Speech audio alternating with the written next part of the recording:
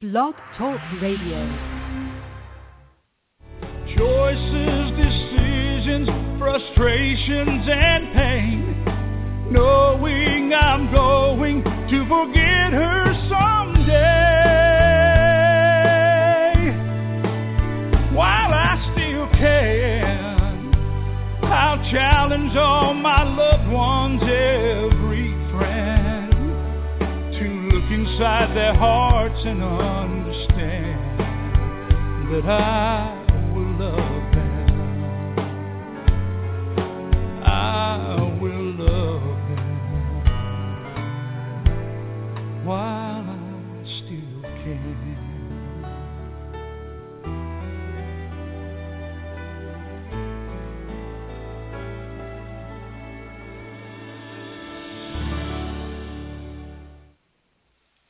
Well, hello and welcome to Alzheimer's Speaks Radio. I'm your host and founder of Alzheimer's Speaks, Lori LeBay. And it has been one whirlwind of a week since I spoke with you last. I was in Watertown, Wisconsin last week, and we rolled out what we believe is the first dementia-friendly community in the U.S. Now, there might be others out there, but I haven't heard about them. And if there are, please let me know, because in our resource directory at Alzheimer's Speaks, we did just make a category for dementia-friendly businesses and communities. And this whole movement is not about who's first. It's about spreading the word and making those changes. And it was just a phenomenal experience. So I want to thank the Lutheran Home Association and Heritage Homes and Jan Zimmerman, the director of nursing there, who is really behind this. We had a beautiful social event where I was the keynote doing some education, and then the following day they also opened up their first memory cafe, which I was honored to facilitate. And what a meeting that was. It was we had about a dozen people show up for the very first memory cafe, and the honesty and the vulnerability, I'm going to start crying, was so phenomenal right from the get-go. Such a need and so powerful. And we had about a dozen community members observing because they want to do more of these. So the energy was just so great to see. And this got picked up on the wire, and, you know, it's really getting out there more and more. So I'm just going to ask our audience if you can go to our blog and go ahead and share that information about Watertown being dementia-friendly. There's a couple of articles and a radio show that's been done so far, but I mean, I can't even post all the articles that have been done on this so far. But the more we can push this kind of stuff out, the better it will be for all of us. Before I get started with the show, of course, I always like to tell people, because we get new listeners all the time, just a little bit about what Alzheimer's Speaks is about.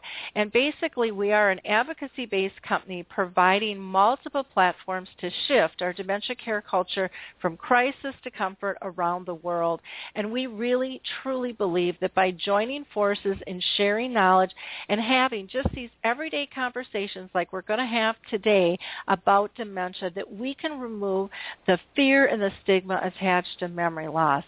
And it's working, guys. It is working. And I have to thank all of our listeners, because it is a lot of times we think that we aren't able to do much, for advocacy. We don't have a lot of time. But let me tell you, your likes, your clicks, your shares about Alzheimer's Speaks, with our website in general, or from the Facebook pages, or from the radio show, the dementia chats, the blog, all of those things are making a huge, huge difference, because we never know who in our own circle of friends and colleagues is dealing with this, because it really is a hidden source, one that people don't talk about. And so it's up to all of us to open those doors and share information and get the conversation started. And again, I know it's working, because Dr. Oz and ShareCare named Alzheimer's Speaks as the #1 influencer online regarding Alzheimer's. And again, that that would not have happened without you. So that just shows what the collaboration is doing. Today's show is going to be a lot of fun. We have some great guests with us, and so if you'd like to join the conversation, we would love to have you, and you can do that a couple of ways. One, you can use the chat box, and I'll be monitoring that, and I can pull in your questions or comments throughout the show, or if you'd like to speak to us live, you can always call in, and that number is 714-364-4757. Again, that's 714-364-4757. And you'll just have to push 1 so that you get into my queue that I know that you're there. The other thing that I always like to highlight is a few businesses, because people are always wondering, where do they connect? This is such an overwhelming disease, and Alzheimer's Disease International is the association of all associations around the world. And since we have a global audience, that's the one that I like to mention. And so you can Google Alzheimer's Disease International or go to www.alz.co.uk, and there you'll be able to hook up with any association around the world. In addition, they just are a great resource of information there.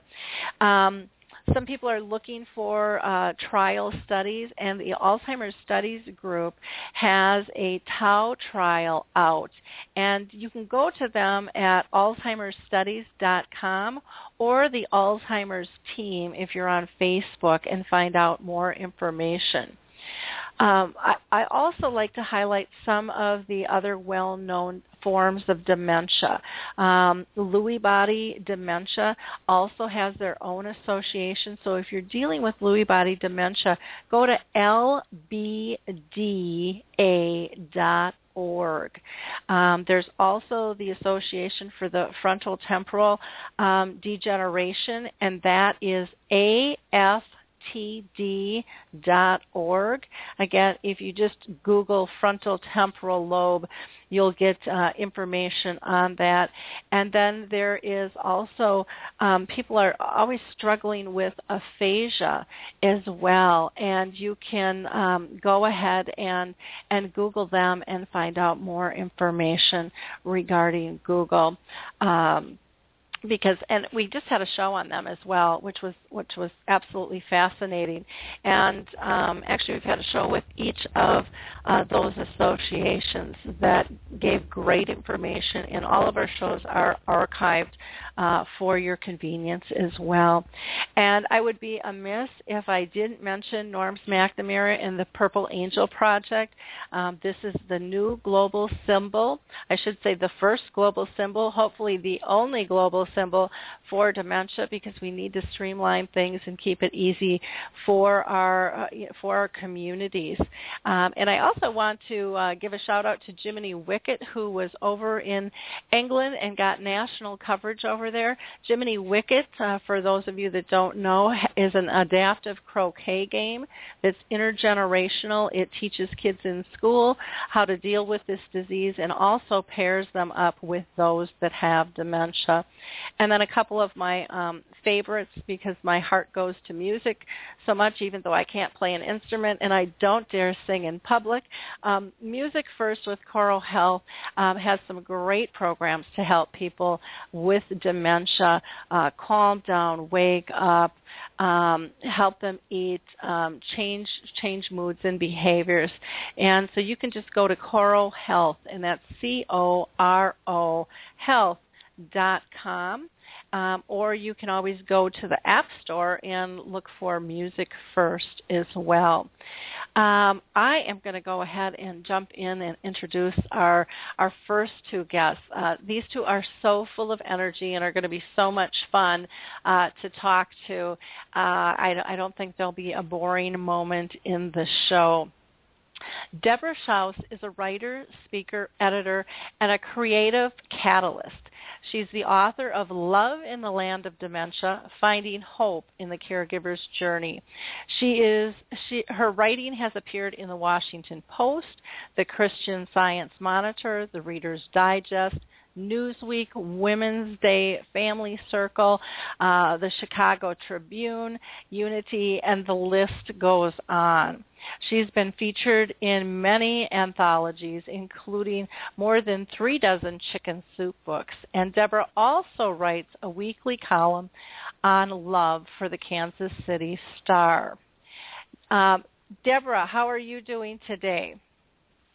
Lori, I am so delighted to be on your show, and I'm already so inspired by all the things you were just talking about, and particularly our need to connect with each other and share our stories as we're all on this journey. Yeah, that's what it's about, and I think that's what makes the difference. It's just these everyday conversations that are comfortable and casual, but oh so powerful, and I think so many times overlooked. Before we get started, let me introduce your cohort here, Yes. Ron Zoglin, and he is a professional storyteller who has performed for businesses, universities, national and international conferences. Ron also is an antique dealer and appraiser and the owner of Brookside Antiques. He is the voice on audio tapes for Even Mystics Have Bills to Pay. I love that one. And The Adventures of the Little Green Dragon. So welcome, Ron. How are you today? Oh, doing great. Thank you. Appreciate you having us on. Well, and you two also wrote the book Antiquing for Dummies Together, but that's a whole other story. We're going to kind of focus on Love in the Land of Dementia today, and like I said, I'm so excited to have you guys on because you go to your website and it's just fun. It's very engaging, and it's very evident that you two love your work. And not many people are privileged enough to have a job that they love. Am I reading that right? Or you sure are. Yes. Okay. Well, good. Let's go ahead and start, and I'm going to point this question to Deborah. What inspired you to write this book, Love in the Land of Dementia, Finding Hope in a Caregiver's Journey? Lori, it started out as just a way to deal with my feelings of confusion and fear and sadness when I realized my mother had dementia, and I had many feelings just overwhelm me, and since I'm a writer, it felt very natural to journal. And then I actually started writing down when I would go visit my mom or be with my dad, just as a way of grounding myself. And so I sort of went through my grieving process with writing as my guide. And at some point, I started taking my journaling and creating personal essays out of them. And what I noticed is, as I wrote, it helped me, first of all, remember what was happening. It helped me appreciate what was happening. It let me look at my mom in a new way and realize she was really very interesting right now, even if she wasn't exactly the same as she had been before. And so when I would go back and read what I had written and when I would concentrate on the details of our times together, it really uplifted me and gave me a new outlook on the journey.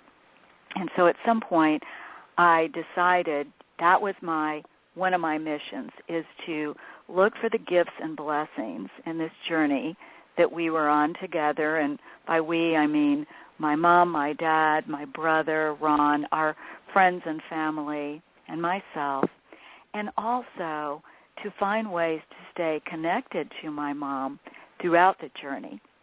And so that's what the book chronicles, and also to look for the humor in the journey, which is part of our family creed, and which was pretty easy to do. So that's kind of what got me going with this book. Wonderful. I'm going to make two comments on what you said, then I have a question for Ron. One, I love that you talked about the healing of writing. I have never heard anybody say differently once they've done it, and it's kind of that, it's like an accident waiting to happen. And so I encourage people to just pick up a pen, even if you're not a writer. It's amazing what can flow out of you and how that can change your life and others in the future if you decide to share it. But there is this process that is almost undescribable that happens, I think, when people write. And I think sometimes we're shocked of what comes out of us and how concise and powerful and poignant that things can be. And it helps, I think, drain some of the emotions that get us reacting to things that maybe we don't want to behave that way. Yes. I so agree with you, Lori. And I also think it helps you to get to your true feelings, and that's where that poignancy and power you just described comes from. Yep, exactly. And I also wanted to ask Ron a question. Yes. You had mentioned, Deborah, that you've been touched with this personally. Ron, have you had any family members or close friends that have been touched with this as well? With dementia? I have, Lori, and I feel so blessed that Deborah was on this path before me because she really laid the groundwork for helping me tremendously when my father got dementia. And it's really through her trailblazing that I was able to easily walk the path. And now, in the late stages of my mom's life, just in the last year or two, at the age she is now 97, and I feel very lucky that it took her literally until this year to begin to develop what are now becoming severe symptoms of dementia. But we have walked this path together, Deborah and I, for about 15 years, and so I am tuned in to what could happen, although I will have to tell you the surprises are daily. I've been on this journey for 30 years with my own mom, and I get that. Yeah. And I say that and I laugh and I giggle because there's just so many fun, unique things, and dementia has taught me to be much more carefree and much less structured and much more respectful, I think, to others' needs, which I always thought that I was, but you find that you're putting up, you find that, anyways, I found I really was positioning myself first, and I didn't realize that, but the emotions really told the story. So even if I had a smile on my face and said everything was okay, when my innards are kind of stirring up, you know that it's different. But nobody knows that but you, and then you have to get to a spot where you're willing to deal with that and reframe things. Well, let's talk about, let's dive into the book. And if you want to tell us maybe some of your initial experiences sharing some of these stories that you had, Deborah. I would. For a long time, I didn't share the stories with anyone except my two writing partners who critique everything I do. And then one day I was invited. I write all kinds of things, so I was invited to be part of a literary gathering where I was going to read a couple short stories. And at that time, Ron and I had started reading together in tandem, as we'll do for you in a bit. And so I said to Ron, I want to read one of my Alzheimer's stories at this reading. And Ron said, well, who wants to hear one of those? And I couldn't really answer him. I said, I don't know, but I have a need to read it. So we did. I read two short stories, and I read the story I'm going to be sharing with you later, Love in the Land of Dementia.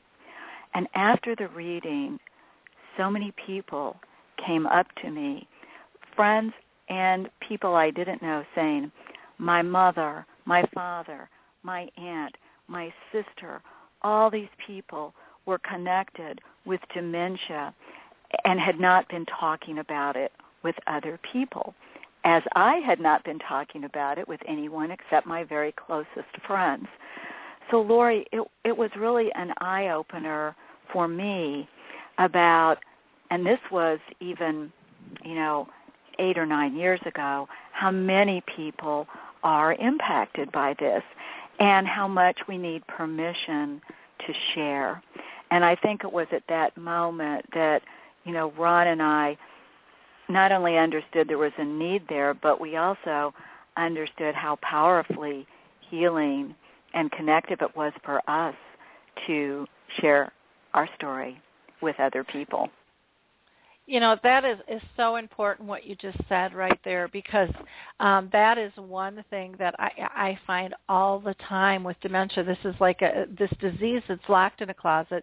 Nobody's comfortable talking, but as soon as it is mentioned, it is so rare when someone hasn't had an experience, doesn't have a question, isn't eager to learn or share them, with others. But it's just having the outlet.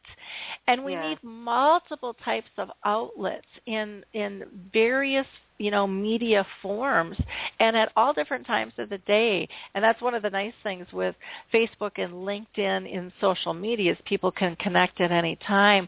But, having a book in your hand, there's just nothing like just holding a book and reading that. Or, maybe you're one that likes to listen to the radio or watch a webinar or go to a live presentation like we all do. But it's opening the door to have that conversation. I would absolutely adore it if the two of you would read your signature story so that we can kind of hear you in action and get a better feel for love in the Land of Dementia. Are you open to that? We'd love to. So we're going to be sharing the story that shares the name of the book, and the story is called Love in the Land of Dementia. And it starts like this. There's my man. My mother says to the nurse, beaming at my father. He has been out of the room for 5 minutes, but Mom greets him like it has been days. Shyly, my father comes up to her, takes her hand. They look at each other. 52 years married. My father tells the nurse as she adjusts the IV. She looks at both of them and shakes her head. Still in love. She marvels. She adjusts her blonde ponytail, pulls the stethoscope out of her pocket, and leans to listen to Mom's heart. Your main man, huh? She says to Mom. Mom smiles and makes a noise that's right out of a Donald Duck cartoon. Mom picks up a corner of her hospital gown and tugs at it. She pleats it into little sections and tugs again. Well, you so-and-so, she says to the gown. If you aren't going to cooperate, you can't come with me. I hand a blanket to Mom. Here, I say. She stares into the blanket like there's a child cradled inside. What a sweet baby, she says. I love you, baby. I look at Dad, and he shrugs. Maybe this is the lesson we are all to learn eventually. In the end, only love remains. With Mom's advancing Alzheimer's, much has been lost. Rising up and sitting down are complicated events of gymnastic proportion. All foodstuffs are foreign substances. Dressing, conversing, bathing, teeth brushing, all the events of everyday life are neatly erased from Mom's scope. But when my dad walks in, for a moment she remembers this is her husband. For those seconds, happiness floods her. I wish I had a relationship like you two have. The evening nurse says wistfully. She's a thin, vigorous brunette from Dubuque, Iowa. She's already been through 2 husbands, she tells us as she wraps the blood pressure cuff around Mom's arm. Neither one of them was worth the polish on my toenails, she says. My parents don't have the perfect romance. Most of the time, Mom doesn't know Dad's there. Most of the time, he has to stand right in front of her to talk. Most of the time, she's her own entertainment center. Bouncing off his words. but not truly interacting with him. But when he first enters the room, whether he's been gone overnight or for 5 minutes, light fills her face. Her eyes are luminous, and her silvery hair seems to glow. The distracted, anxious look leaves her, and there's an angel purity to her expression. For that moment, she is present, and she is filled with only love. All who see this look, the med tech, the certified nurse aide, the registered nurse, the lab tech, the transportation aide, the social worker, all look with awe and envy. They coo and sigh. They murmur. That is the way it is supposed to be. Even the doctor looks up from his clipboard as if there's been an alien sighting.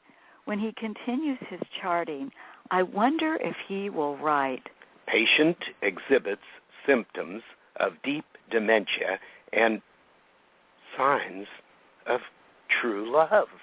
I wonder what the links between these two conditions are. When my mother was just about my age, she used to say, I want you to kill me if I ever have to go into a nursing home. I want to just die if I lose my mind. According to her diagnosis, my mother has officially lost her mind. She came to the hospital from a nursing home. The worst, as she then envisioned it, has happened. This disease is devastating and a huge sadness for all of us. Many times our hearts are torn open and apart by the living loss of this great woman. But her greatness remains in this simple gift she shows us. When all the ordinary things are gone, the spirit can still remain. Love doesn't necessarily conquer all or anything, but it can outlast the rational parts of life. Tomorrow, everything could change. Tomorrow my dad could walk in, and Mom might not ever look up from her pleading, plucking, and picking. She might stare at him, like she sometimes stares at me, knowing he's a nice person, but not knowing just who he is. But we no longer think of tomorrow. We are enjoying the fact that Mom laughs. Even if it's at a bowl of vanilla pudding. We are thrilled with the fact that she talks. Even if she's addressing invisible children. In language that makes Pig Latin seem scholarly. And we are awestruck by the fact that she loves. So, where's your husband? The nurse aide says, as she organizes Mom's dinner tray. Mom doesn't answer. She examines a pink plastic bracelet on her left wrist. Let's scoot up in the bed, the aide says. Mom doesn't move. She fiddles with the plastic, pulling at it. Then Dad walks into the room. He stops in front of the bed. Mom stops fiddling. She looks at him and smiles. My husband, she says in an awestruck voice. My husband's here, she says to the nurse and to me. That's right, Dad says. I hear the joy and anguish in his voice. I hear the depth of his grief and the strength of his love. And that's the end of the story, Lori. Oh, it's just gorgeous. I as you were reading it, I'm like, this should be a movie. This should be a play. You know, this should be on the big screen or on a live stage, because you touch on so many things. It's hard to keep up with them all, but the simplicity of the acceptance and seeing the joy and that everyone sees the joy. You know, and there is this jealousy. I had a colleague of mine once say how she was so jealous of my relationship with my mom because I had all these stories, and her mom was healthy, and she didn't have these stories. Wow. But again, and this is a woman who has been in long-term care forever, you know, like me. And I was so touched by that because I guess I never framed it in that fashion, but there's so much love, there's so much beauty that can be shared once you are able to shift your mindset in terms of being accepting and looking for and creating the joy and getting what we've learned. Yeah, and getting out of, being stuck on, what's changed and what you've lost and how awful that is, and, projecting into the future that your dreams and everything that you thought were going to happen, can't happen anymore. And if you look back, probably what you thought was going to happen isn't the life you're living right now anyway. So that's the truth. So it's kind of like reality check, folks. We just don't have that much control. And, once you can really get to that place, I don't know, for me, and I'd like to hear your side of this, I just found it so peaceful, and I found that I felt more in control because I wasn't trying to control anymore. I love what you just said, Lori, and I do think that coming to surrender and acceptance is very peaceful. And also, for me, and I think Ron will maybe say the same about his dad, I had a really different relationship with my mom during her Alzheimer's. Some of it I might not have chosen, but some of it was a huge gift for me, and part of that was my mom's playfulness increased, her ability to show emotion and love increased. And so we had a kind of intimacy when she was not quite so deep into her rational mind that we didn't have when we were, just able to converse intellectually with each other. And one interesting story about my dad is that Dad, one of his many, many hobbies, he was quite a guy, was an artist. And his work was good, but it was derivative. He would copy a Thomas Hart Benton or a Van Gogh, and he would do it beautifully. After Alzheimer's set in, he continued his art, but there was a freedom and an openness and a spontaneity about it that was utterly unique and totally Frank Zoglin, and that was a thrill for me. In fact, I am now looking at some of his watercolors that he created deep into his dementia that just make me feel very, very, very warm and happy.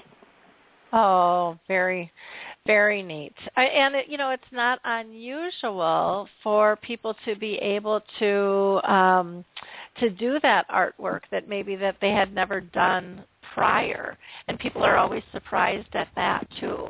But you had mentioned about the playfulness, and to me that was one of the biggest gifts.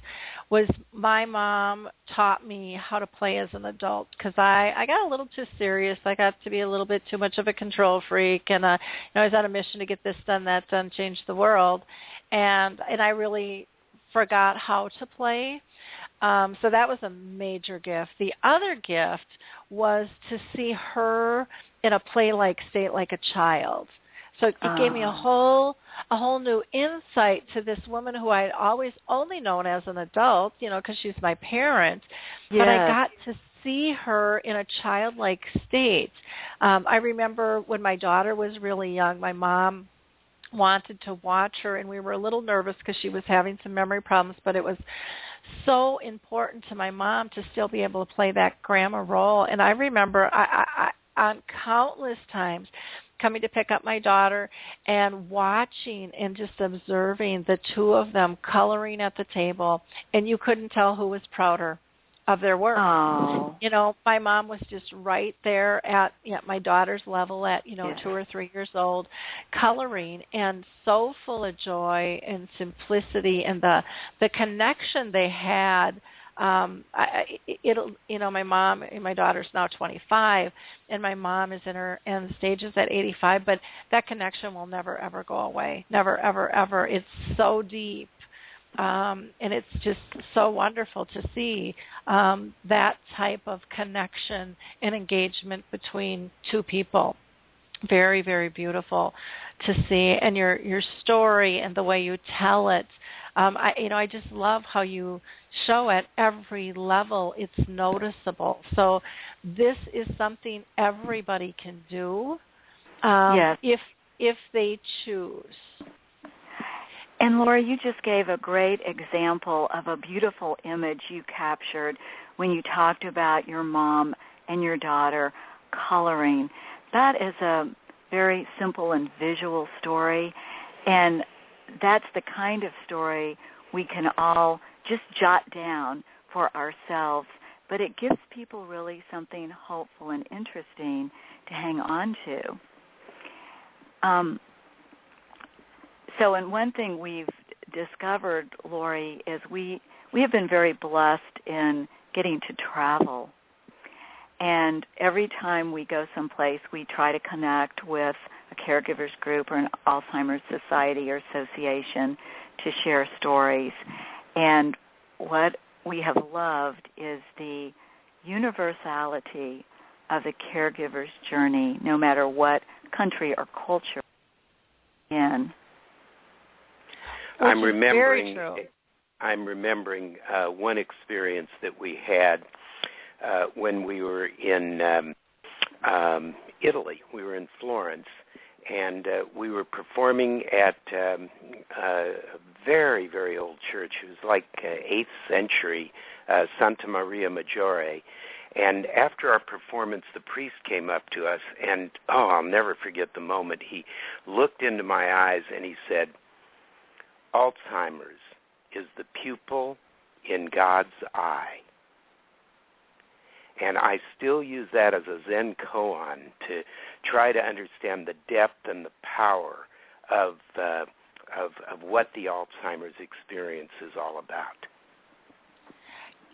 I really believe that it is. It really is here to teach us new ways, really old ways.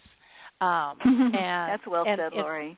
And reconnect, and to enjoy the simplicity. Our world has gotten so complicated and so crazy. We're so fast-paced, and I mean, I'm just as goofy as everybody else, so don't think I'm not for a second. But it's to be able to slow down, to be able to share a moment. I mean, a really just deep moment, even if no words are said, with someone with dementia, it's life-changing. I tell people all the time, like with my mom, she is the safest place I can ever go because she no longer judges anything. She's just accepting, and that is so rare in today's world. So rare. I remember an experience with Deborah's mother that just impacted me so much, Laurie. One time, something that I could never have done with her in the early days. Always liked her. She's a lot of fun, a very brilliant, intellectual woman. But what I was never able to do is sit across from her for 15 minutes, just looking into each other's eyes and engaging each other with our eyes, sometimes coming into peals of laughter and sometimes just a deep poignancy. And that was one of the highlights of any of the times I ever spent with Deb's mom. Oh, that's beautiful. I'm wondering if you guys, I was reading your book, and can you highlight a little bit about, I know the Tom Cruise story is a little bit long, but can you give people kind of maybe a little glimpse and then maybe read another story for us, one of your favorites? Can you say that just again, Lori? Because I want a glimpse. Yes, we had a little interference on our line. I think she was saying maybe a little shorter story than the Tom Cruise story, which everybody loves. But everyone can get that from the book. But let's see. Okay, let's see. Well, and maybe we can just... How about the other mother? Would that be? Yeah. Maybe I can tell you a little bit about the Tom Cruise story, and we'll read a little section of it for you. I guess besides my mom, of course, the other person key in our journey was my dad. And I never really understood how deeply my father loved my mother until she had Alzheimer's. And he was almost forced to communicate with me, where my mother had kind of been our go-between. Anything emotional that came up, my mother was in charge. But now my dad was in charge. And so this is a story about my dad viewing Tom Cruise as an answer, as something that will catapult my mom out of her dementia and back into her rational mind. And my dad was often thinking about things like that. And the story starts with my dad reminding me of a time where he and my mom were celebrating their 40th anniversary in one of Memphis's older and finer restaurants. And then here's what happened. Well, they were seated at a quiet corner table when a fluttering of people and a craning of heads and an increase in conversations prompted them to look around and spot a handsome man striding through the restaurant. He seemed to have this entourage surrounding him, but he stopped to shake hands and sign napkins, and then he let himself be ushered into a private room. That Tom Cruise is one handsome man, my mother said as she and Dad settled back into their meal.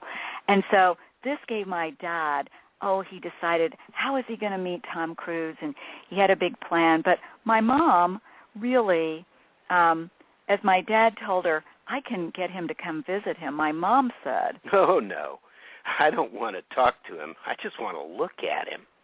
And so the story unfolds that my dad is thinking about Mr. Cruise as one of a series of possible saviors, people, places, or events that can release my mother from her Alzheimer's prison and liberate her back into the woman she used to be. I believe when your mother sees Tom Cruise on the screen, she will know who he is and remember the evening we saw him. And so my dad tells me this as we are with my mom in the memory care unit. My mom is fiddling with the bedspread. And so he devises this plan. There's a movie starring Tom Cruise. And he says he is going to make a preliminary phone call to the manager at the nearby theater where Tom Cruise is playing. And here's what my dad's going to say. I am an older man, and I'm bringing my wife to the movies. But she's easily distracted these days and may not stay long. If she has to leave early, I'd like to go ahead and arrange in advance for a refund. So if the movie is a failure, at least it will not cost too much.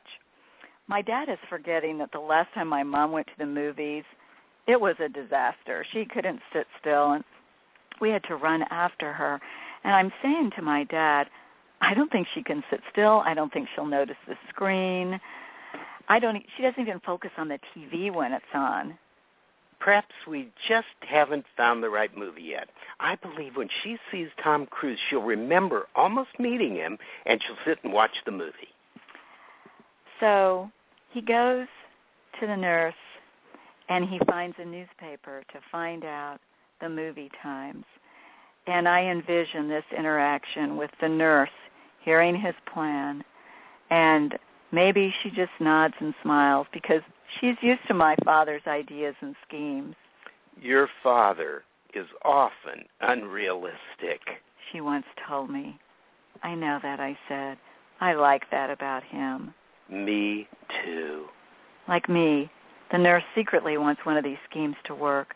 My father has a blindness that is of the heart, not the eyes.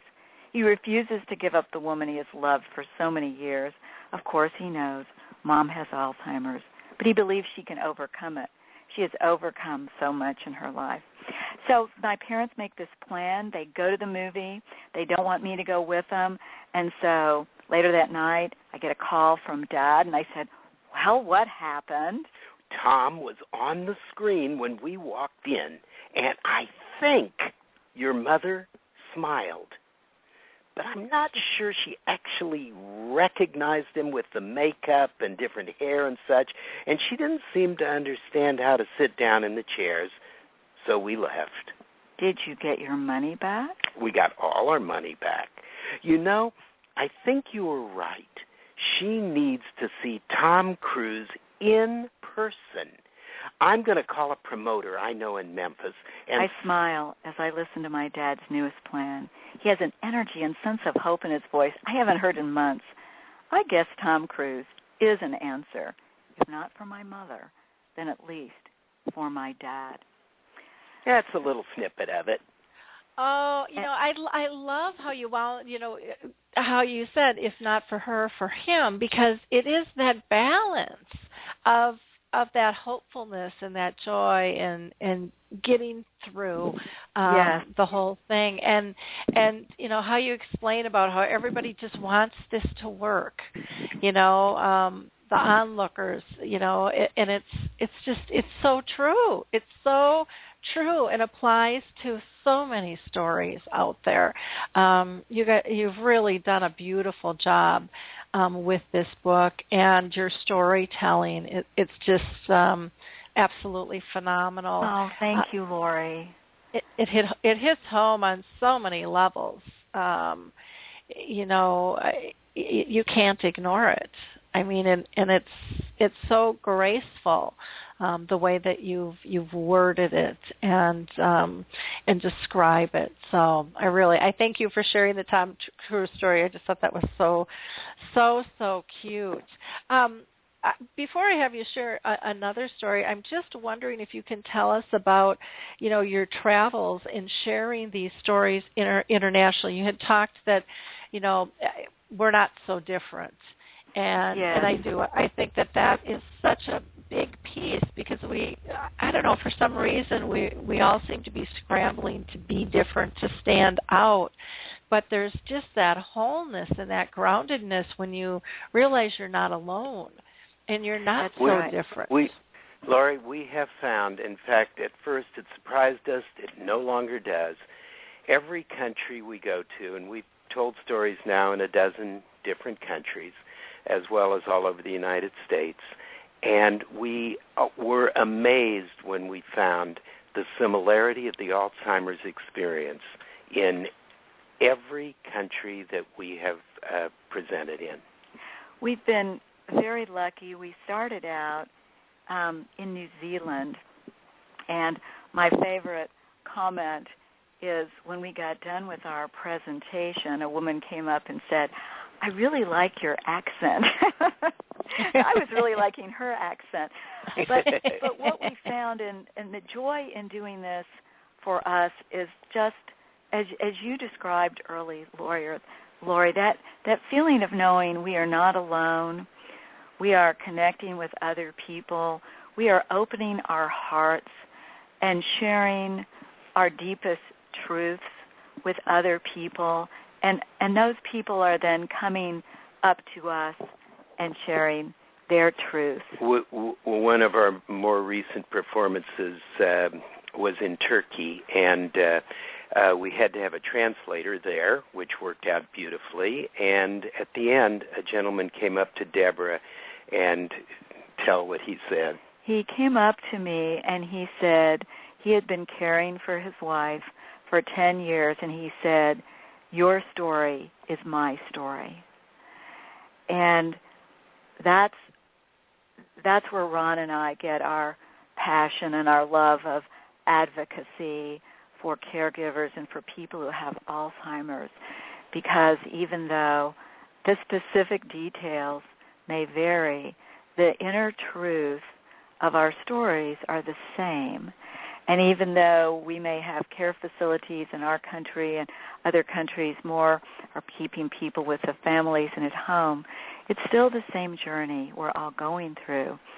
And I love that feeling and that sharing and that bringing hope to people and receiving hope from people. And you, I know, experience that all the time, Lori. Oh, it's amazing. It's absolutely amazing. And, one of the things that I think people don't realize is, again, in our world, how fast-paced we are and how undeep we are in our conversations. And, we talk about the weather and we talk about the sports game and we crab about the traffic, and but it's all superficial junk. But when you get in a conversation about dementia, it's about real life issues, and the conversations become so deep and the bonds become so tight so quickly, and it amazes me every single time. And even if it's, for example, I have not met you two in person, but I feel like we're very close friends and very aligned on many things. And I agree. And that happens if it's through social media, if you're on the stage, you're making those connections and making people not feel alone. And, it's just a beautiful, beautiful thing. And then there's this whole support in terms of sharing ideas that just comes so naturally about, have you tried this, or we did this, and people are helping one another, and it's almost unconscious the way it just all flows together. It's just so natural, and our conversations in everyday life have gotten to, in my opinion, so unnatural. I think one of the great things about, sharing stories is that we all go through our ups and downs on this journey. And so there's times where somebody needs a little boost, a little insight, a little reminder. Oh, I'm caring for a person I deeply love. And other times where we need the boost back. And I think that's something we get when we have the courage to share our stories and when we have people around who can listen. And that was one thing I noticed, how scared some people are, and I certainly used to be, about the idea of the person who has Alzheimer's not recognizing you. Mm-hmm. And that scared a number of my acquaintances. So I had to learn, when that would stop a conversation when people would ask me about my mom. And that's where a story might come in, where just what you said about your mom, Lori, how accepting she was, my mom too. And so to be able to say what a great listener my mom was, and to tell a story of going and just kind of pouring out my soul to her and having this feeling of comfort and connection, I think helped people who were very afraid of that absence of rational connection. Very, very much so. I cannot believe how fast our time is flying here. We've only got about 7 minutes left. Do you have one more story, maybe a short story that you want to tell? We definitely have to get people in and let them know how to be able to purchase your book, or if they'd like to hire you as speakers as well. Maybe we can just talk for a minute. Mm-hmm. I'll tell you about just a bit about the book, which is coming out at the end of October.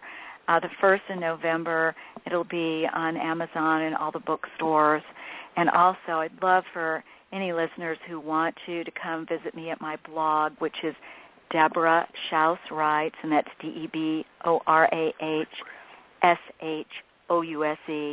DeborahShouseWrites, all squished together, DeborahShouseWrites at WordPress.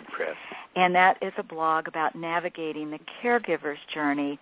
But it continues our theme that there is creativity, there is hope, there is connection in this journey. So it's an informative, upbeat, and connective blog. Love to share it with any readers who are interested.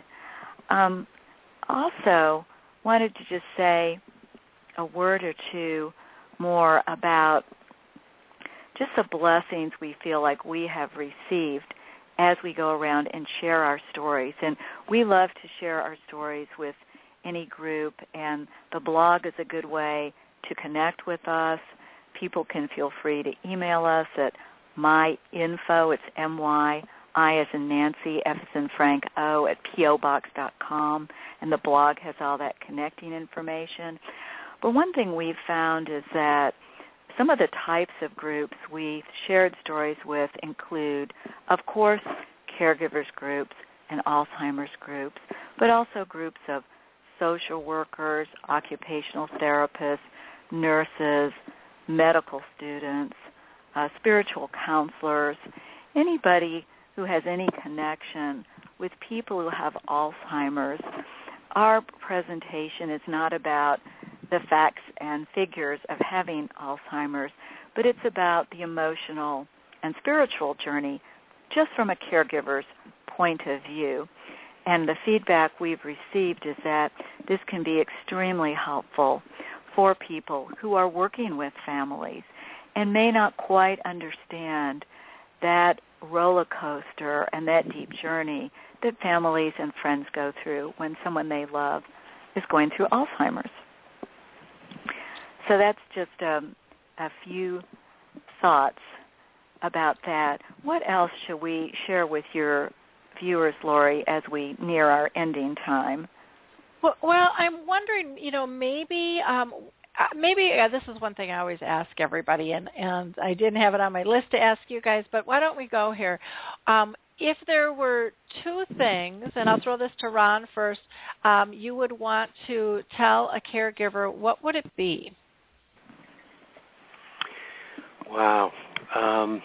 One of the things that, of course, we're all hoping for is the cure that seems to be so elusive. And so the thing that I would share with caregivers while we are waiting for the cure, what is it that we are going to want to do? What is it that we can do? And that is to offer each other comfort and connectedness. And those are the two big C's for me. And in two words, I answer your question in that double-pronged way. Very nice, Ron. How about you, Deborah? One thought I have is that what you talked about earlier, Lori, is acceptance of trying to let go of the person you are expecting to be talking to while you still honor and appreciate that person, and to really celebrate the person you have in front of you, and to go to where that person is when you're there with them, and to follow their lead so that you can have the ultimate connection with them.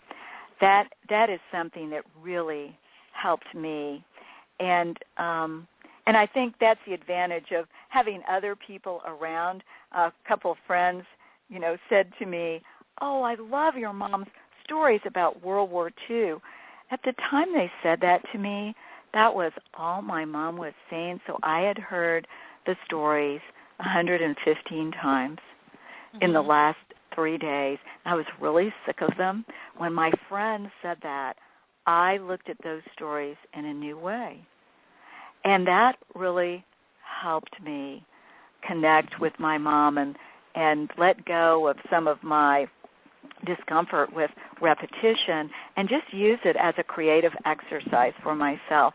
I think it's so creative to be a caregiver because you do have limitations, and that's one of the most creative spots you can get. And one of the pieces, in fact, my blog today is about coloring inside the box as far as being there in your limitations and seeing how can you connect, how can you communicate, how can you make the most of this wonderful moment you have with this person you love.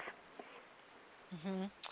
Very, very true. And when you had made the comments about, when your friend made the comments about, to you, it made it easier with your mom's repetition. That's how I felt, too, when this woman told me, gosh, you have all these beautiful stories. It it kind of slapped me in the face again and I think I try to be appreciative, but it's good to get those slaps in the face and just say, you know what, you're really lucky. Yes. You know, this might not be sound like a pretty picture to paint, but there is an awful lot of beauty here, and it's just wonderful to hear everybody's angles and perceptions here. Well, I can't thank the two of you enough for your time today. This has just been so fun and energizing, and I really encourage our listeners to go to Amazon and get the book Love in the Land of Dementia, Finding Hope in the Caregiver's Journey by Deborah Shouse, and that will be available when again? Because it's available at the end of October, but I think you can pre-order it right now. So I think it's on there, and I think you can pre-order. Okay. And we love to hear people's stories, so we'd love for people to connect with us if they want to and share their stories. And this is the new edition by Central Recovery Press. It's a brand new edition. And you'll know it when you see the picture of the two hands on the cover. Yep. Wonderful. Well, again, I thank you so much. Do you want to give out a website one more time? And yes, the blog is DeborahShouseWrites, DeborahShouseWrites, and that's my blog, and it's also got lots of information about us. And we also have another website with kind of archival stories and information, and that is thecreativityconnection.com. Wonderful. Well, thank you again both for taking this precious time to share with us. I love the work you're doing, and I think it's very powerful. So keep it up. And I would encourage people, if you're looking for, a speaker or a presenter for a conference, give these guys a holler. They've got some great stuff to be able to share. So, again, thank you so much for taking time to be with us today. Thank you, Lori. It was a deep pleasure. We so appreciate it. Bye-bye. We'll talk soon. Bye-bye. Good. Bye-bye. Before I introduce our second guest, I am going to just do some mid-program highlights that we always do on what's been going on since we were on air last, since we do the shows once a week. Our last show was about witnessing Alzheimer's, and we had two people on that just discussed, what their observations were with witnessing Alzheimer's. One was caring for a husband, another one was a business professional, and does a lot of private care for people.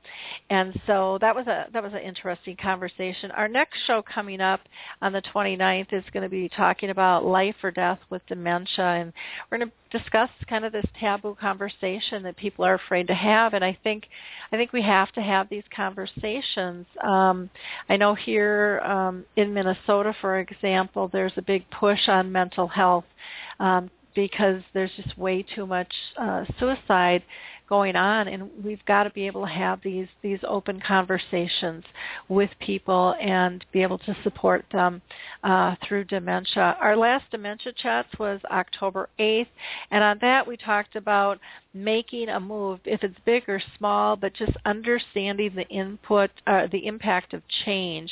And they even had ideas for builders and developers. We talked about getting groups to work together, how can we do that?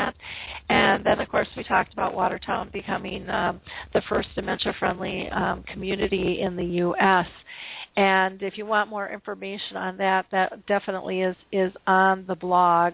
There's a couple of articles that were written on that, and there's a radio interview that I did yesterday morning. Phenomenal experience. Again, it's not about being number one. Maybe there's another community out there. We'd love to hear from you, what you've done, how you've done it, and we'd love you to register in the Alzheimer's resource directory as well, so that people know that you're there.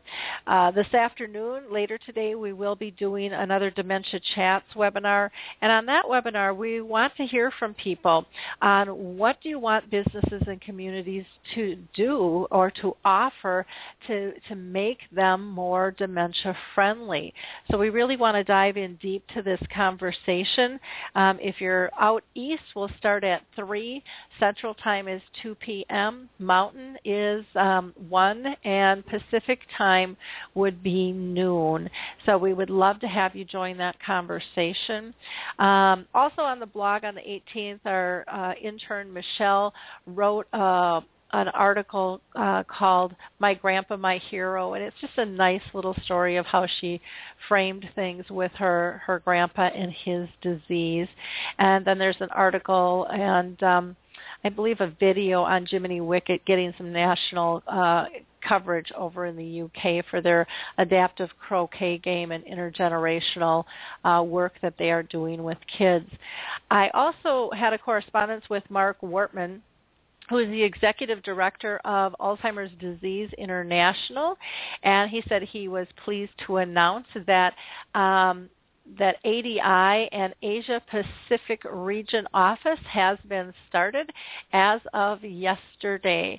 And this is a joint effort of all the ADI members in the Asia Pacific region, and it's quite exciting to see another association roll out. And you can again go to ADI or Alzheimer's Disease International to get more information on that specific venture if you're in that area and if that would be a need.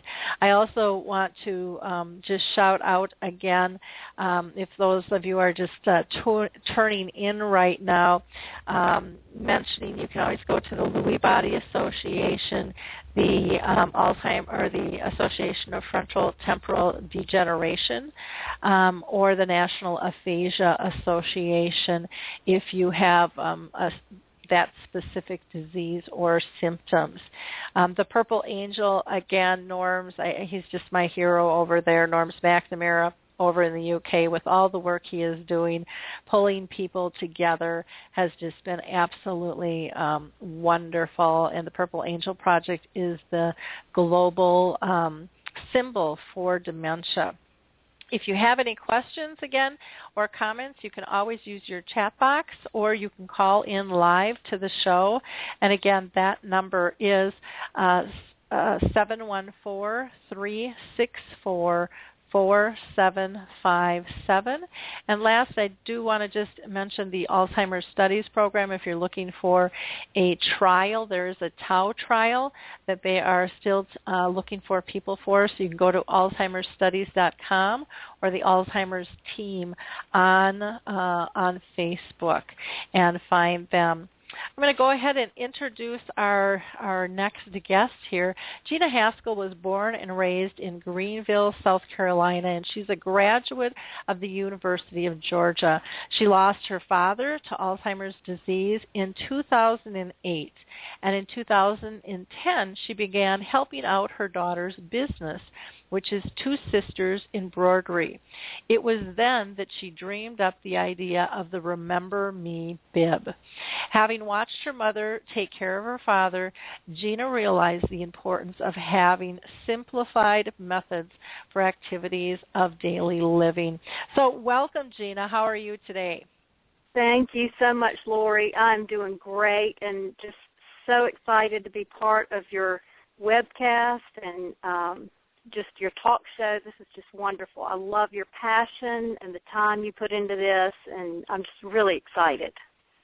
Well, if I could do the show every day, I would, because it's so much fun connecting with people all over the world that are passionate about their work and who are really making a difference. I absolutely love the Remember Me Bib. Can you tell us how did you come up with the idea what was there kind of a lightning bolt moment that you had, or was it something that you kind of chicken scratched with for a while? How did you come up with it? Well, first of all, I watched my mom use a garment protector, a bib, over Dad when he was in his later stages to cover his clothes. He always looks very dapper in his clothes, and just, for simple spills that would bother him, she just covered his clothes. And then it wasn't until later after he died and I started helping out with my daughter's business, Two Sisters Embroidery, I started thinking, well, I'm watching all these cute names go out of the store with baby names and teenagers and adults, and I thought, let's do something for people with dementia because, after all, they are born with the name, they're called the name their whole life, and that's one thing they will answer to. I mean, they may seem a little spaced out at times and stare, but they know their name. And so I thought it was really neat to put their name in large letters in the type of block that they learned in grammar school, so that when a person approaches them, they read their name and call them by name. And then at the bottom of the bib, the bib is 24 inches long, and so as it laps over on the dementia patient's leg, they look down and it reads to them, facing them, what name is. To me, this was really something neat for both caregivers at home and really neat for caregivers in facilities for a lot of reasons. It's hard for the nurses and all of the people who help there, the medical staff. It's hard for them to remember everybody. There's turnover in the staff, and so it's nice just to have the person's name on their bib, so that when they're eating 3 times a day, or if they want to wear it for an art activity or whatever, you know their name. And I think that's so neat, just to acknowledge that. And then a lot of times, whether it's because of medicine they're taking or just the disease, I'm not really sure, but a lot of times the dementia patients will hang their head down a lot, whether they're in a wheelchair or a chair or sitting at a dining table, and so their head's hung down. Well, if they're always looking at their name, I think that's just special that they're looking at their name, they're reminded who they are, even though their brain is telling them a million different things. Well, and, go ahead. Oh, go ahead. I'm sorry. No, go ahead. I didn't mean to cut you off. Well, I was just going to say, with the caregivers in the facilities, some of the things I observed. Now, my dad was able to stay at home. We were very blessed in that department that my mom could take care of him at home, and she had help with him. But I would go visit friends' parents in the memory care units, and I noticed a couple of things. I noticed that they like to borrow each other's clothes. They kind of wander in and out of each other's rooms, and, it kind of gets comical where if they like a sweater or they like a shirt or they like anything, they just take it, and, they're fine with it because they just think, I like it, I want to wear it. So when it comes time to do the laundry, I can only imagine how hard that is for the caregivers in the facilities to get the clothes back to the right people. But if you've got the Remember Me bib, that is one thing that is simplified because you've got the person's name on it. So no matter what division they're in the memory care unit, it goes back to that person. And they're made of terry cloth, too, just like your basic towel. So you can throw them in with a towel load, which is nice. But that's just how I thought of it. It's something that would simplify daily living, and it dignifies their name. And the daily living things, another thing I noticed with the people and the patients is they don't want to get dressed once, much less 2 or 3 times. So why not prevent spills on their clothes? I kind of did some research on that too, Lori. I thought, what is so scary about getting dressed or bathing or what, why is that so hard to deal with? Two things came to mind. One is the age of the people who are in these memory care units right now. They didn't have showers back then. When they were younger, they had a bathtub, and they had a certain time of day that they took a bath. Well, now they're in a facility that, the people are telling them they're going to shower, and it'll be either morning or night. It may not be the time that they used to bathe. And so it's confusing, even more confusing to them. And then with dressing, if you, I found that if you go behind an Alzheimer's patient or dementia patient, a lot of times it scares them. They don't trust who's behind them. They don't trust what you're doing. You might be stealing from them or hurting them. It's just a paranoia that we don't quite understand, but is very real to them. So dressing, if you think about all the things you have to do in dressing, that person has to go in front of you, beside you, behind you, and it's just frightening to them. So why do it more than once a day? So with the Remember Me Bib, you can put it on from the front.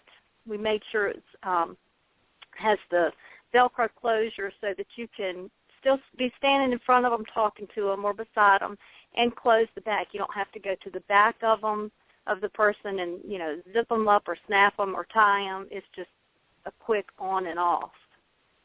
But that's pretty much how I came up, just a daily need. Well, and I do think that makes an awful lot of sense in terms of, you're saying just, they only want to get dressed once, because grooming is one of the most difficult processes typically, especially as someone progresses in later stages. And, there's so much that they don't understand. And so, make it easy on all of us and make it easy on them in terms of, just putting this, I still call it a bib. I know people call it clothing protectors, garment guards, all different types of things. And, right. So whatever you're comfortable with, please don't take offense that I call it a bib. That's, I think, what most people will refer to it as. When you go out, you get a lobster bib.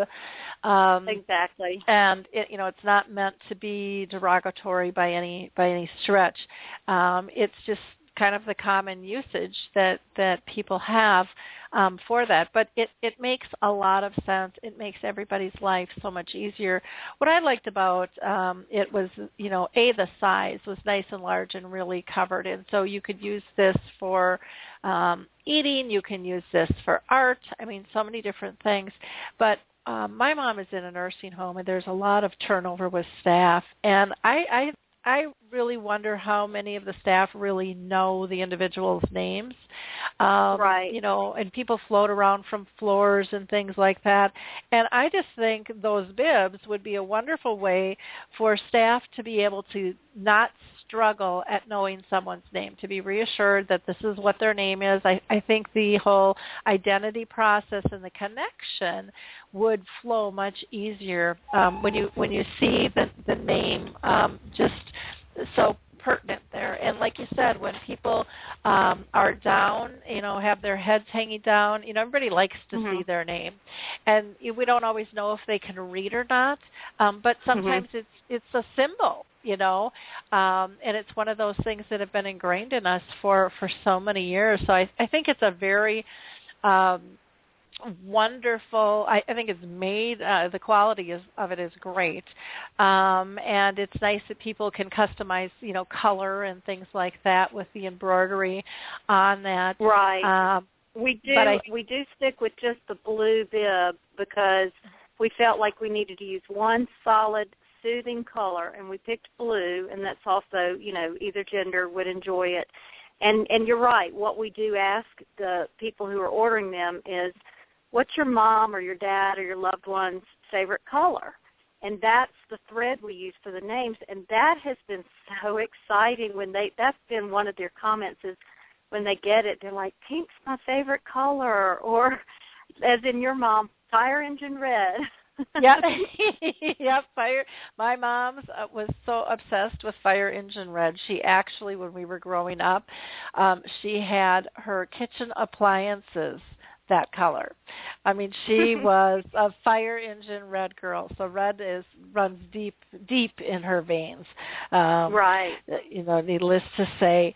Have you? How do people, get a hold of these? How do they find out about them? And can you do quantities for a community so that everybody would have their own? Right. One of the things, and you mentioned like the stigma attached to it. One of the things that when we first started marketing these, we ran across. If we talk to the local memory care units, they seem to be governed by a big company somewhere else in the United States. And then they would say, well, we don't know if they would let us use those. So I sort of just, put that aside and started talking to families, and the families who buy them for their loved ones just rave about them. So my thing is, if it doesn't get into the nursing homes with the groups, as a group order, I still want the people to know that they can, it's their loved one in the memory care unit. They can put on them whatever they want to. So if they want to buy them, they can do that and just, ask the nursing staff, please use this Remember Me Bib when he or she eats or does art activities, or if they just want to wear it. That's been the funny thing is the people that we've sold them to, they don't want to take them off after a meal. So then the family member who bought it comes back to us and says, I need another one. She won't take it off for me to wash it. And so that's been kind of fun just to see. And, that's the marketing it's just been word of mouth really at this point, because once somebody wears it and they find out how wonderful it is just to put it on, have a conversation about who that person is, find out more about them. If somebody comes up and, because I've visited, like I said, I've visited my friends' parents and facilities, and I'll say their name and ask them, what service what armed service did you serve in, or what kind of business did you do? Because you want to figure, and you've got to remember, these people who are in these facilities and who are cared for at home with dementia or Alzheimer's surgeons. They were teachers, they were coaches, they were stay-at-home moms. They were important. They had great jobs, and then now they've been robbed of what they knew to do. And so you've got to find something to talk to them about. And if you start with their name, that starts the conversation. Whether they recognize you or not, their name, they know their name. So that's that's one of the things that just drove me to this, is just keep calling them by name, even if they don't recognize you. Well, and our names are so powerful. It's kind of like taking a picture when you say cheese. People who can be in their late stages of dementia, well, all of a sudden, and they might have their head down, their head raises, their eyes up, and they get a smile on their face. Right. Because they know they're being included, they know someone's paying attention to them, and that they're being recognized, that they're appreciated, that they're involved. And right. And that's huge. And in our name, I mean, everyone talks about how important it is to hear our name. And I believe there's a study even on that, and I can't remember from where, that it shows that, our chemical balance changes and our brain activity when our name is spoken. It just kind of perks us up. And, right. And so it's very, very important. And like I said, for facilities and communities, it's a great way to, again, protect the clothes and be respectful of their need not to have to keep changing and going through that process that is so difficult, and then also help everybody know a name. It just makes even it could be a stranger at a dining room table, maybe another family member who wants to come up and say hi, isn't sure their name, and it just makes it easier. Right. Well, you figure they've had this name 50 to 100 years, Mm-hmm. For the people who have dementia. I mean, they're anywhere from 50 to 100 years old. They've heard that name so many times, and it does ring a bell. It's like if they, they're recognized and they're somebody and they feel important. And with the different stages of dementia, you've got people around you who will talk a lot and bring up things, and if they can talk to you by name, that's awesome. And even if people don't speak it, they would look at it. Yep. Exactly. Exactly. Well, I think it's just a wonderful, wonderful thing that you have brought to the market, and I hope people help spread the word that these are available. And would it be possible, if somebody wanted more than a name, if they wanted, like if somebody liked dragonflies or roses or something like that, to also have that embroidered on, or does that just get too complicated? No, we can do that. I mean, my basic goal is to give back to these patients. I mean, that's the main thing. And my heart just goes out to them. And if it's something that means a lot to them, sure, we'll work with them. Each person has their own story. Each person has their own likes and dislikes. So, yeah, we're willing to work with whatever it is you think your loved one would like. I have to tell you a funny story about one of our clients. He's 96 years old, and he's not the one with dementia. His wife is. So he comes into the shop, and he orders a bib for his wife. Well, then he comes back a few weeks later, and he says, okay, I have to get another one because she won't take that one off to wash it, but I also have to get one for all the great-grandchildren who sit around the table with her, and I want them made exactly like that in the little blue bib, and I want their name, even if they're boys, I want them done in the hot pink, just like their great-grandmother. So now they all sit around the dining room table with their bibs on, and they all are so proud of them, and they have their names. But, that just takes me to another point, Lori, that I think the people who have the hardest time with this concept are the people who don't have dementia. Like you said in the beginning, there's somewhat of a stigma attached to it, but there doesn't need to be, because if the problem is that you think that person will be embarrassed, then put one on yourself.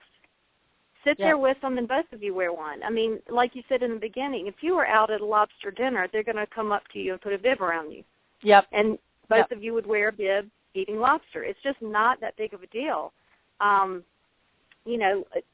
Deborah was saying in the end, just try to, accept and celebrate them and go where they are. And I was thinking, what would my 2 words be if Lori asked me? And I would say, go there. Just wherever that person is in their mind or their stage of dementia, go there. Who's got the embarrassment problem? It's usually the caregiver. Don't be embarrassed. Don't be ashamed. Just go there wherever they are.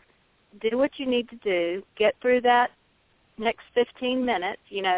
Ron was saying there are surprises daily. There really are surprises moment by moment, as you well know, with your mom. I mean, it's just, I can't even imagine what all my mother went through for the years that she took care of Dad, and I love her for it. I just can't imagine what all she had to do and the changes she had to make, and the humor she had to find when it wasn't really funny, but you just have to find the humor in it. Yep, exactly. Exactly. And you brought up a great point about who's embarrassed. And I think communities do this all the time. They don't want somebody sitting by the front door. They don't want, they want people to look a certain way. And, with my mom, and I've told this dental story like a zillion times because my mom's teeth are all rotted and chipped. But I had to actually have almost an argument, which I typically like to think I'm adults and can have a discussion with the dentist who wanted to go in and pull all of my mom's teeth, because they were rotten. And I just said, no, it's about her comfort. It's not about that it will be covered by insurance, that it's free to us. It's about her comfort. It's not about... It's not about her look and that her smile looks gross. Now, you know, you can choose to look at it that way, or you can look at her dimples and the glint in the eye, and I melt when I see my mom smile. You know, rotten teeth or not, she's happy, she's joyous, and that's what's important. And, you know, we really have to get over ourselves, because we are doing, my belief is we are doing a lot of injustice to people with dementia so that we feel comfortable. And there's a fine line with it, and I had a really deep discussion one time with a girlfriend who, you know, told me, I mean, she was just shocked and said, you know, I thought you were doing a better job of that with your mom, and, you know, she deserves this, and blah, blah, blah, blah, blah, blah, blah, and you have to make her look, you know, just perfect all the time. Right. And I said, when it was important to my mom, I did. But with this disease, you know, it changed. And and there was a point where my mom's ego was let go, and those things weren't important anymore, and they now cause her pain and fear. And so sometimes we have to step out of our routines and revisit, why are we doing what we're doing? You know, who is it really benefiting?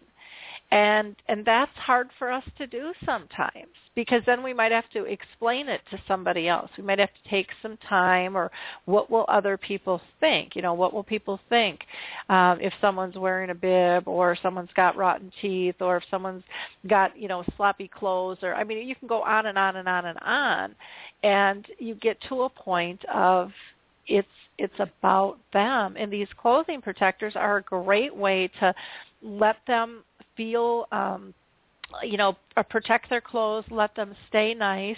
But, you know, the texture of that, too, especially for a lot of women, you know, they like to rub that terry cloth. It's just a textile thing. As people get in later stages, they like that touch. Right. And that might be one of the reasons that they don't like taking it off, is because, you know, if you ever watch somebody with dementia, you know, their hands are busy, they're kind of rubbing things, or they're holding on to things. And that's another kind of security blanket comfort thing that we can offer them. What is so wrong with that? I totally agree with that. I did notice that with my dad. He tapped his hands a lot on the table, and they always had to be touching or rubbing or something.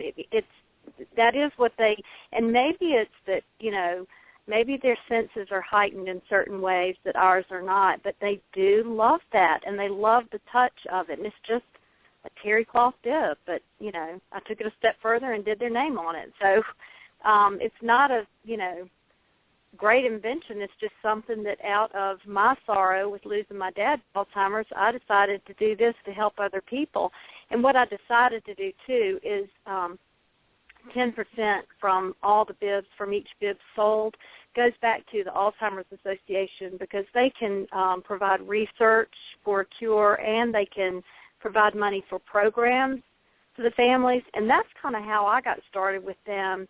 I noticed that at the local memory care unit, they were having free classes for, you know, questions on dementia. And so I went to several of them. And, you know, that's another thing with the behavior thing. It's like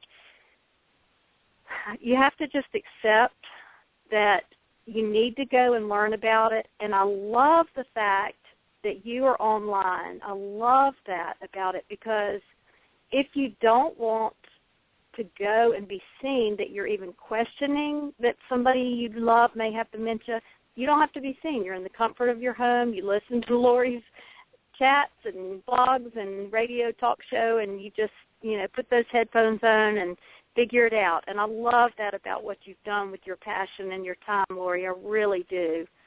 But some of the classes that I did go to, which, you know, now I'm seeing you could learn these things online as well, but one of them was really neat, and I go into this just to remind people that the dementia patients have a very strong sense of who they are. We just aren't sure every day where they are. You know, what year are they in? What day are they in? And this was an interesting story I'd like to tell you. It was in one of the facilities, and the director sat in her office, and every day at 2 o'clock one of the residents would come up to her door, and he would stand there, and she would speak to him and ask how he was doing, and he'd say fine and carry a conversation. But she couldn't figure out how to make the conversation end and get back to her work without hurting his feelings. And every day she tried something different, but every day he showed up at 2 o'clock and would just stand in her doorway. So finally they went back to the drawing board and asked the family, now tell me, what did your dad do in his employment? What did he do? Let's take this back a little bit. And they said he was a UPS driver.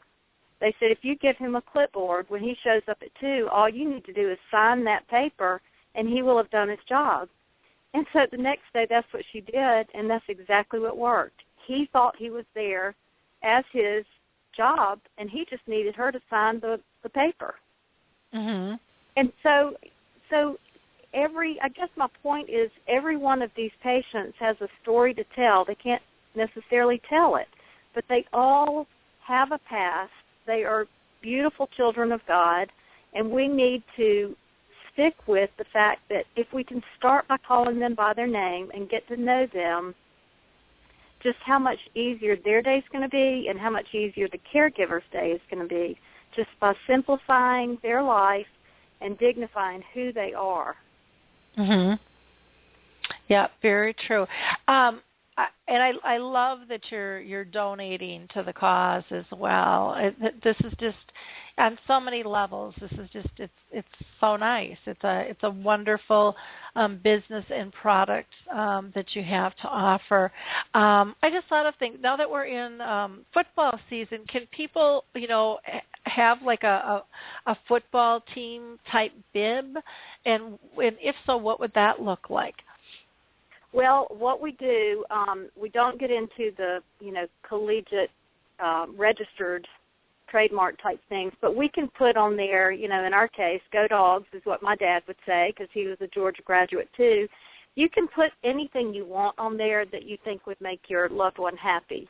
It doesn't have to be the name, but we can do, because we make them all here, so we can do whatever you think would make that person happy. Speaking of football, my dad, who was a big Georgia football fan, he went through a stage where he just wanted to go home to Athens, Georgia, which is where he was from.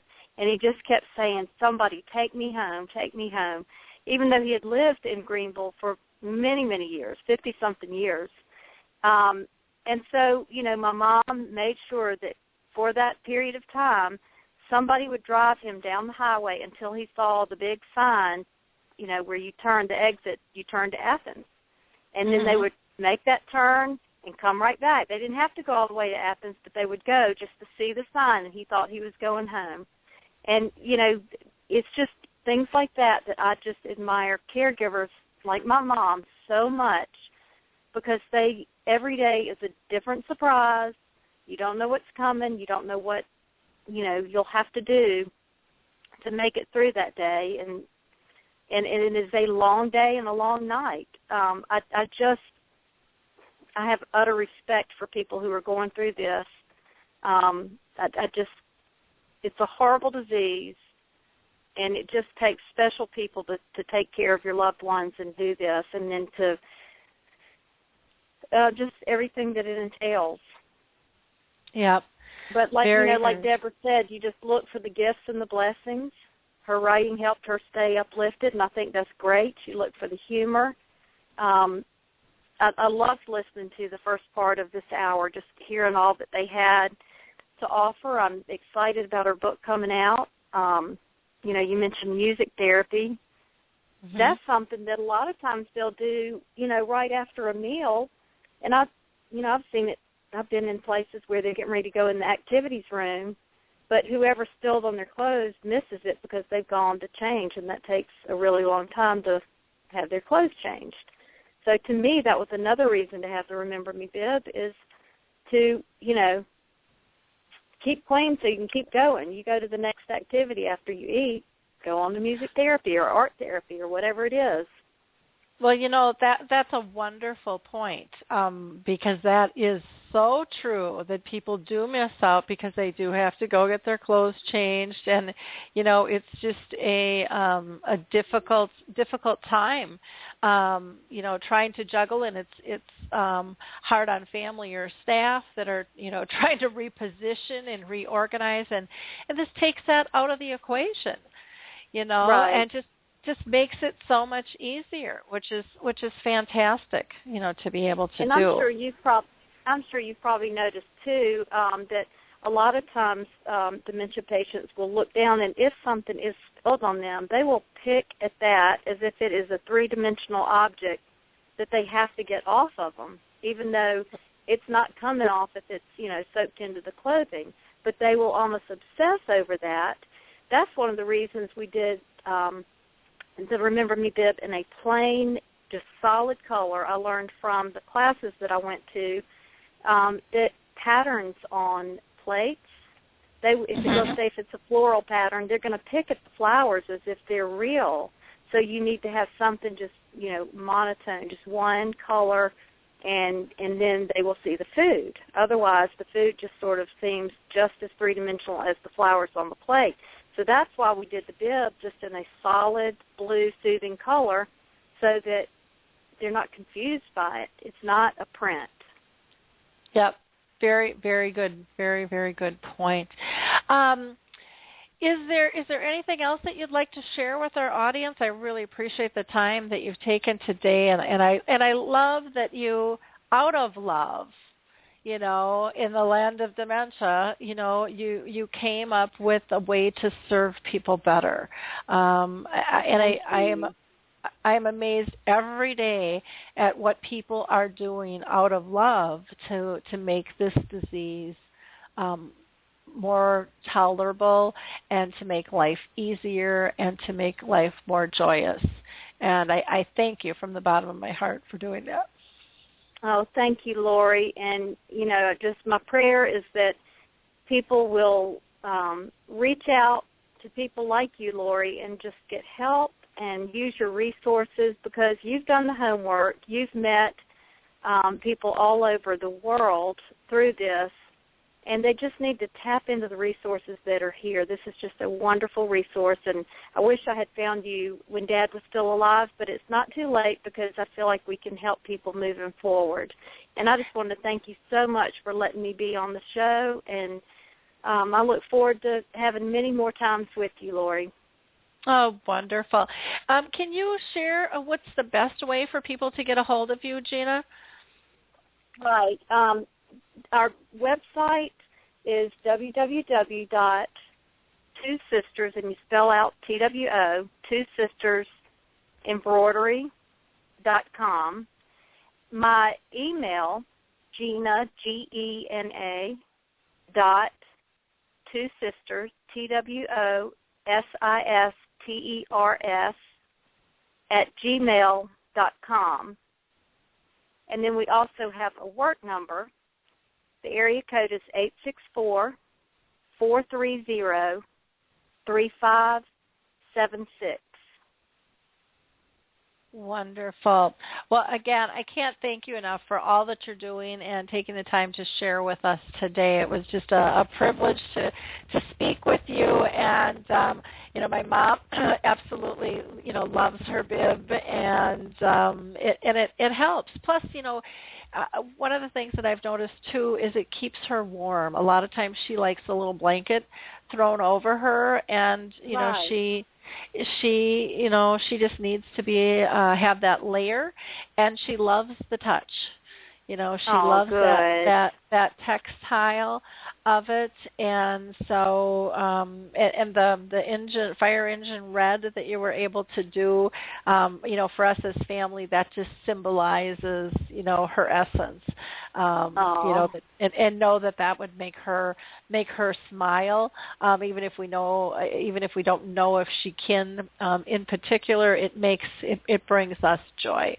That's in terms great. of seeing that on her, and my heart goes out to you and all the caregivers, and I just want to say it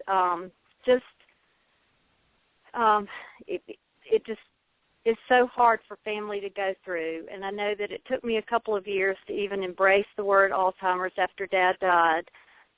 But if I can embrace it and help other people, that's what I want to do. And so, I just wanted to thank you for having me, because maybe this will help somebody. I think so. I definitely think that it'll help a lot of people, and again, I really think that there is the community should take a strong look at this. I think it will help their staff and families immensely in terms of dinner time and activities, both. I think this is a great investment, and it will help people connect on a relationship base, not just a task-oriented one as well. So thanks again, Gena, and you have a wonderful week coming up. I can't believe Halloween's almost here. I know. And then November is National Alzheimer's Awareness Month for the United States, so we're excited about that and hope to get the word out, especially during that month. Wonderful. Well, thank you again, and we'll talk soon, okay? Thank you, Lori. Yep, bye now. I want to just wrap up the show with, again, thanking everybody for listening, and would appreciate it, again, if you have not liked the show, if you would like it on Facebook, if you would share it with your LinkedIn groups and friends, if you have a Twitter account, if you can tweet. All of those things really help. Or you can email the episode, or you can even embed the episode onto your website. This is just about connecting the dots for people, giving them information and giving them opportunities to know what's available. As my mantra is, it's about progress, not perfection, and, moving forward with creating joy is just so critical and much easier than we think if we just get out of our own way. Again, if you're looking for an Alzheimer's Association anywhere in the world, go to Alzheimer's Disease International. They are the Association of Associations. There's also a Lewy Body Dementia Association, an aphasia, National Aphasia Association, and the Association for Frontal Temporal Degeneration, known as AFTD.org. Those are probably the most common. Vascular dementia as well. I have not had them on the show, and I'd love to get connected with somebody in that organization and have them come in and talk about vascular dementia. As always, thank you to our mentor around the world and global figure, Norms McNamara, for all he has given and shared with the world in terms of shifting our dementia care culture. Our next show will be next week at Tuesday at the same time, so I hope you can join us. Until then, have a blessed week. Bye now.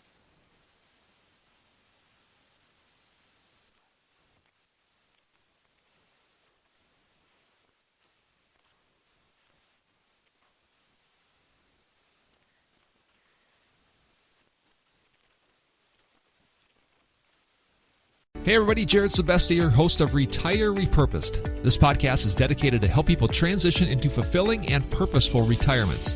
Retirement is a big life change. In fact, the two most dangerous years of a person's life are the year they were born and the year they retire. Few people can just flip the switch from working a career 30 or 40 plus years, retiring on Friday, without methodical steps to living what we call a repurposed retirement. To listen now, search Retire Repurposed on your favorite podcast platform, Senior Resource, or Life Audio.